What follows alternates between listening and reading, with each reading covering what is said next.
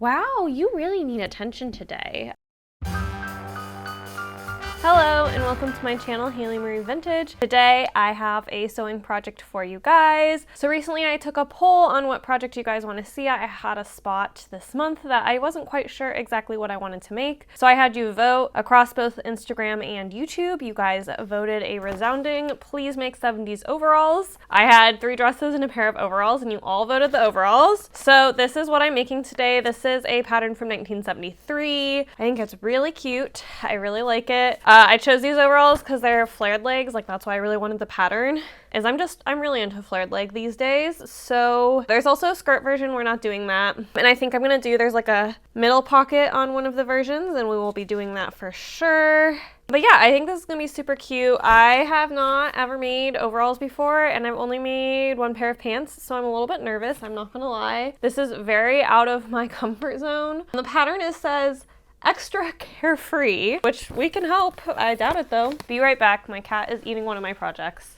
I'm gonna come get you. She's done with those shenanigans. Stitch trimmed overalls and jumper have lined bib, patch pockets, buckled side straps, and left side zipper. I will note the buckles. This pattern asks for 2-inch long buckles. I could not find those anywhere. So I'm gonna have to modify it down to 1 5/8. That was the largest buckle size I could find. Even on Etsy, eBay, like I could not find a 2-inch wide overall buckle. So I will have to already modify that. And then before I even start making this project, I am going to measure the hips. I am most nervous about the hips. This is a size 11, which has the hip at 35.5 inches. I have a 38-inch hip, sometimes a 40-inch hip. So I think I'm gonna need to flare this out a little bit more even for my hips, but that should be pretty easy to do, I'm hoping. There's gonna be some modifications that have to be done here, but I do think it'll end up really cute and I'm really excited and it should be pretty easy. It looks like the straps are like just their own piece, so I should be able to just scale those down to exactly what I need them to be. Let's talk fabric. So in a recent video, which was a thrift haul, I found this really amazing corduroy at a thrift shop. This whole thing of corduroy was only $2 and there's like 4-ish yards. I will say it's not like the highest quality corduroy ever, but it doesn't need to be, because the other reason I want to do this project is next year I want to make a pair of overalls that has a bunch of rainbow top stitching, and I want to make sure this pattern fits because I'm going to use my nice denim I got in Italy. So I don't want it to be like, I want to have a trial first. So this is going to be my trial one and I'm pretty excited about that. These will be super usable for me all winter long. I've also just gotten into like looser pants because they're more comfy. I will say I am going to have to figure out the seam finishes for this though. So this is all going to be a very, very fun adventure, very far out of my comfort zone. So definitely stay tuned. And with that, we're going to go ahead and jump into me cutting out this fabric. All right, so I am going ahead and I'm first starting by cutting out my pieces. So what's important with corduroy that I learned a long time ago on the first thing I ever made with corduroy is like velvet, in that there's kind of like a pile or like an up and down, that if you don't follow that pile, it then like looks different on each side and the fabric itself looks different because of the way the light bounces. So I am making sure all of my pieces are going the exact same up and down direction, which is why you see me not using this fabric efficiently at all. And then I'm just cutting all of my pieces out. I am adding an additional inch to the hip side of both the front and the back of the overalls. I just figure I'm going to need some additional hip room there. And so that is what I am doing, and I wanted to keep it consistent. Like I didn't want the leg to kind of flare out at my hips and then flare back in. I wanted to really have that like straight lined leg that the overalls show on the cover. And then other than that, this was a pretty straightforward cutting job. I am just cutting all of the little doodads such as the pockets and the straps. Again, making sure everything is going up and down. And then here, the only other alteration I made to the pattern besides making the hips wider is I also went ahead and made the shoulder strap more narrow, because they don't make 2-inch wide overall straps anymore. They only make 1 5/8. So I needed to reduce this by 3/8 of an inch on each side. I made sure the up and down was focused on the back, since the straps will hang upside down over my shoulders, so those piles will look different, but it's important on the back where they connect directly into the piece. They look very like of one pile. And then I also had some linings I cut out of just some plain black cotton. Other than that, that basically wrapped up the cutting. So I finished all of this up, and I will catch you tomorrow for a check-in. Hi, kid. All right, good morning, and Spooky says good morning too. She's kind of been all over me today, huh, kiddo? We are ready to finally start making these overalls. I cut them out on Wednesday afternoon after work. So today is Saturday. I am going to pumpkin patch tomorrow, and I'd really love to wear these to the pumpkin patch, but I think that's a little bit of a stretch. So we'll just see how far we can get today. And I am leaving for the pumpkin patch pretty early tomorrow. So I would say I don't necessarily feel optimistic about getting it done in time, but we're gonna give it a good old shot anyway. Reading over the pattern, everything looks pretty straightforward. I think I'm going to try to do, they're not true flat, Spooky's so distracting when she jumps. They're not true flat felled seams, but I'm going to do seams that look like that because for overalls, I want them to be comfy and I don't want seams touching me. That means I'm kind of sewing these weird for me, I guess. Wow, you really need attention today. Spooky is probably gonna slow me down today given how much attention she's looking for right now. So we're just gonna go ahead and hop into sewing. It is 10 a.m. I'm running a bit behind as usual. I just should know I'm not gonna start sewing before 10 these days. But yeah, let's hop into it. So I'm following these instructions to a T. First, they have you just fold over a quarter edge at the top of the pocket and sew that down so it'll be a clean edge in the pocket and not be peeling. And then it has you fold these down a 1/2 inch around the outside and press those down, and then you are pressing the top down according to where it tells you to press it on the pattern piece, which is what I'm doing here. So that way that builds your nice clean pocket. And then they have you just top stitch along that edge, so that way the top stitching on the top of the pocket mimics the rest of the pocket. And then with that, we are all ready to pin the pocket onto the front. I did skip, you're supposed to technically baste down the edges of the pocket. If I have like a good enough press on the fabric, I just usually skip that step because otherwise I put the basting stitches in and then I pull them out and they're not particularly useful for me. I can pretty much sew a pocket fine without putting in those basting stitches. If you're pinning and pressing well, I just don't totally see why you would actually need those basting stitches. And this is really straightforward. And again, the pocket looks good because it's on the correct pile way of the overall. And then we are just top stitching very, very, very close to the edge of these. So I'm going all the way around, and then it's hard to see, but when I get to the top of the pocket, I'm going back and forth almost 6 times just to make sure it's really nice and reinforced, since that is a part of the pocket that's pretty common to start to like have some stitching issues and fall apart. And then the instructions tell me after I do it like really close to the outside edge, I should go ahead and do it again 3/8 inch from the edge. This makes sense to me when I think about how like overalls or jeans or anything kind of like that are constructed. And then our next step according to the instructions is to pin in the center seam on the leg. So what I mean by that is it's the seam where the front meets the back, like in between your legs.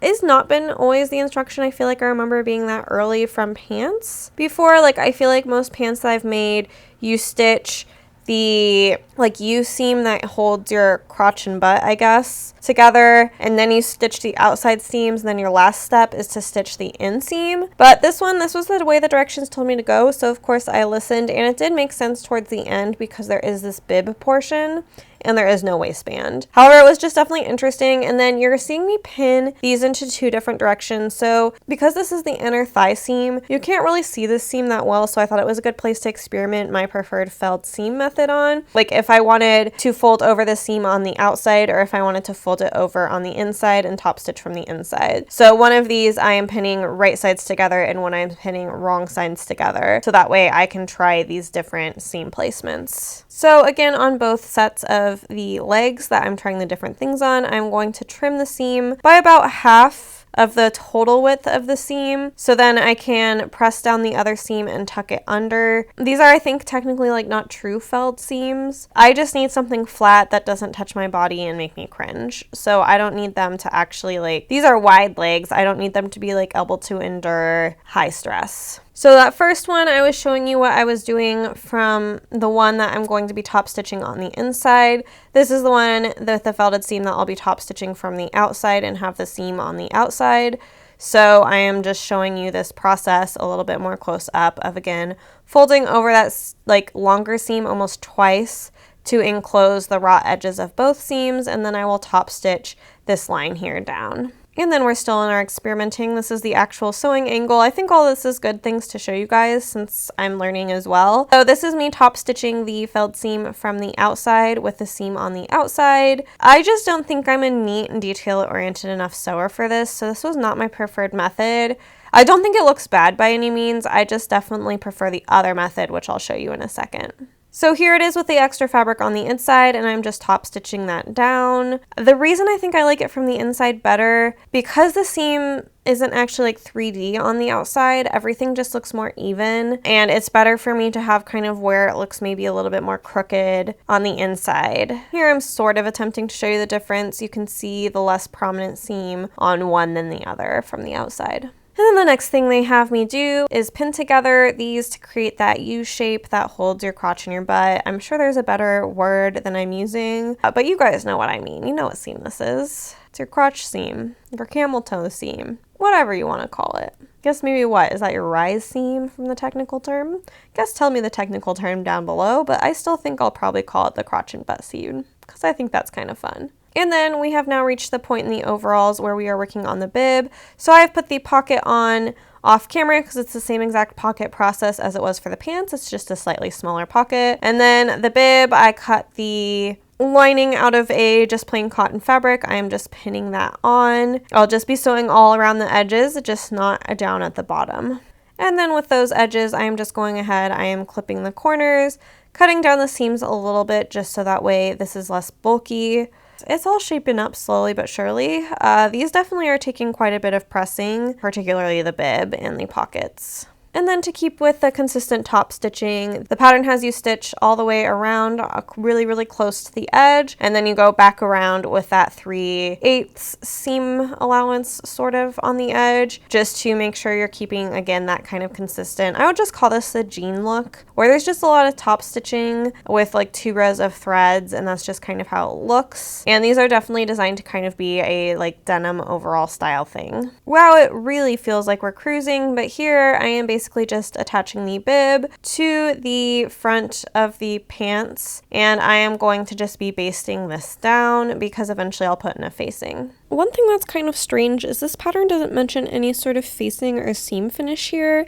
So here I've decided to just use bias tape and finish it myself. I think it's strange that there is no mention of how to finish this part, and I can't believe they would want it to actually be raw, but I read the instructions several times. There's no mention of how to make this a finished seam, so I'm just doing it my way, and like I said, I'm just adding in that bias tape. Here I am going ahead and I'm stitching that down first normally sandwiched, and then I'm going ahead and understitching that so that way I can make sure, again, everything sits the exact way I want it to. And then here I'm going ahead and I am just pressing that facing down, and eventually I will hand stitch it down. Now I'm ready to start working with the straps. I am just sewing these together, folded, all that jazz. And then I'm going ahead and turning them inside out. These were pretty easy, no big deal. I've definitely clipped all the seams and all that jazz first. Wow, I'm saying all that jazz too much, apologies.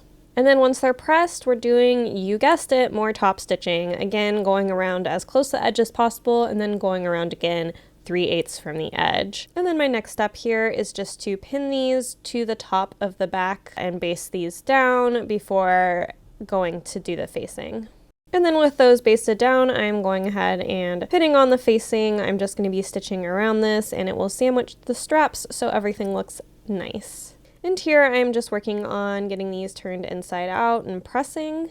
And now we're getting really, really close to the end. So here I'm going ahead and I am stitching down the outside leg seams. This is just interesting that this is the last step. It makes sense after you do everything else. You could definitely do this in a different order if you so desired. And then here it was really, really hard to do the felted seams. So for the felted seams, I had to go almost like halfway down the top and then go and meet it up from the bottom because it was just too hard to work with all that fabric around the head of my machine. So I don't own a table sturdy enough to hammer these on, and all my windowsills are kind of rotted. So here we are on the floor on a coaster trying to mallet these buttons in.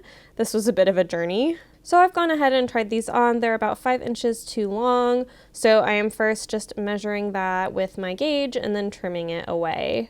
The next step here, I am going ahead and I am doing a double turn hem. I like to do my double turn hems by first turning it once, sewing it down, and then turning it again and sewing it down. This is just how I get the cleanest hems. I can't do it double turned at once or it looks terrible. Or it's too much ironing, and I don't like either of those things. I've stuck in the zipper off camera, and then here I am going ahead and hand stitching all of the facings down and getting, all the little final details ready to go. The last thing for me to do here is to sew in the buckles, and with that, we are ready for the reveal.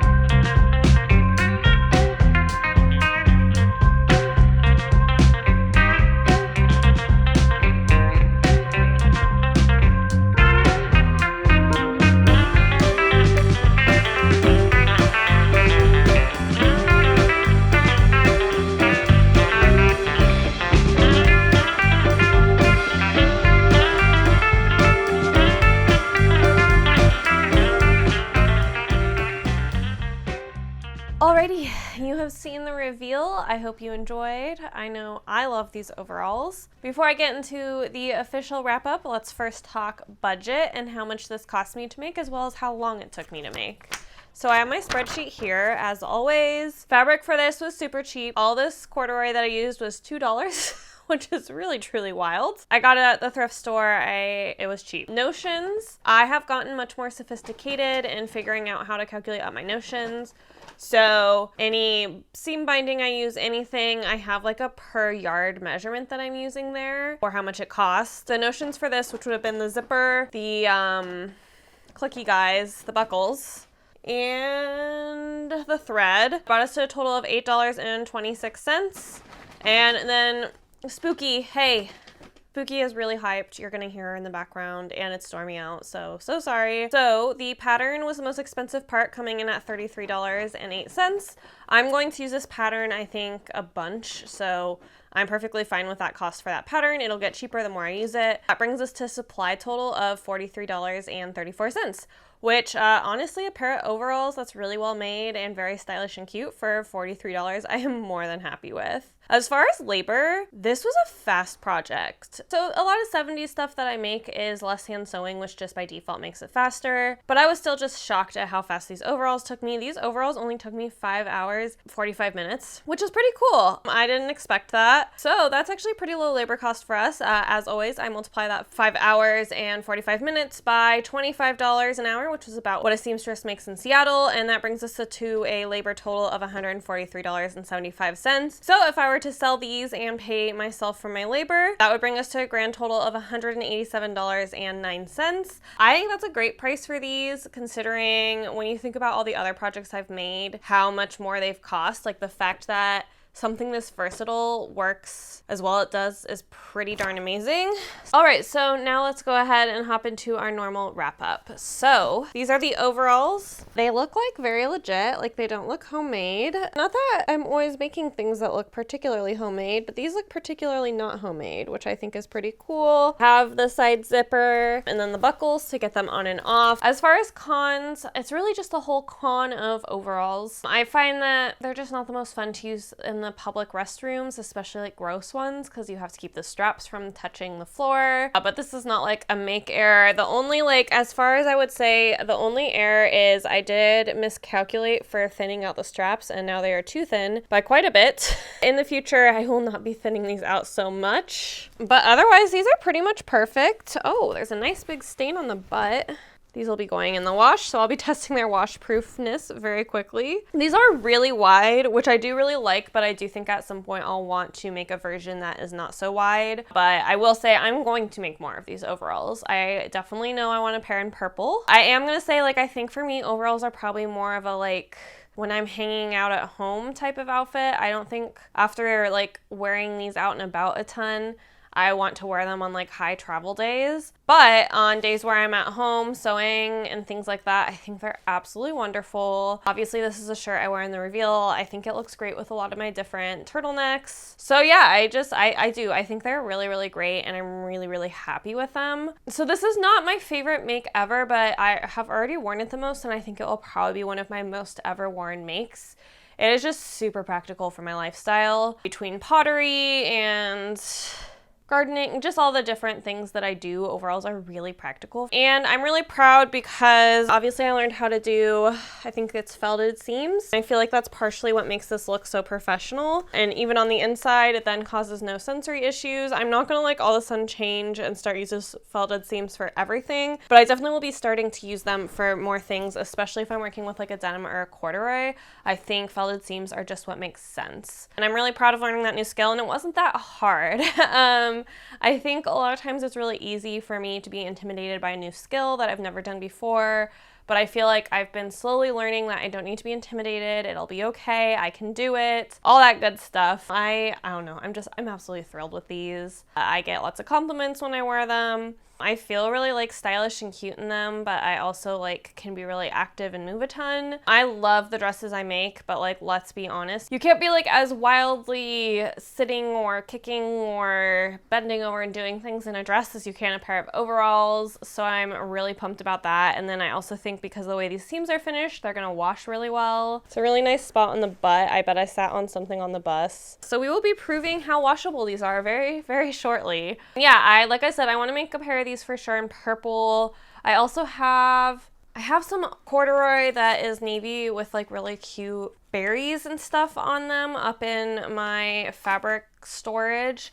So I think I'm like pointing there like you can see. So I think I'm gonna try making, I have another pair of overall pattern that is a like thinner leg. So I think I'm gonna try those with that because I think while I really, really love the wide leg, they're just less practical for, like I definitely have tripped over the legs. I'm also like not particularly coordinated, and I was wearing them with platform Crocs. So that might have been why. I feel like this is a very short outro, but honestly, this project was just so easy and great, and I'm really proud of the results. So I just don't really have that much left to say. So with that, we're just gonna go ahead and wrap it up. As always, if you want to buy me a coffee over on Ko-fi, I always really appreciate that.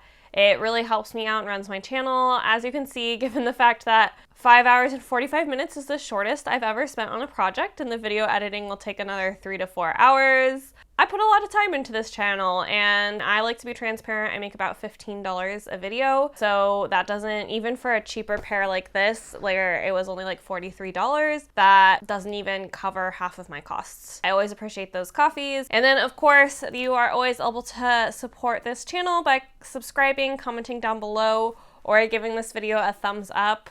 In theory, it helps me in the algorithm. I'm sure that's true. I don't know. With that, I will see you next time. I can't wait for you to see some of the sewing projects I have ahead. Things just keep getting better and better, in my opinion, on what I'm sewing. So I can't wait for you to come along with me, and I will see you next time. Bye!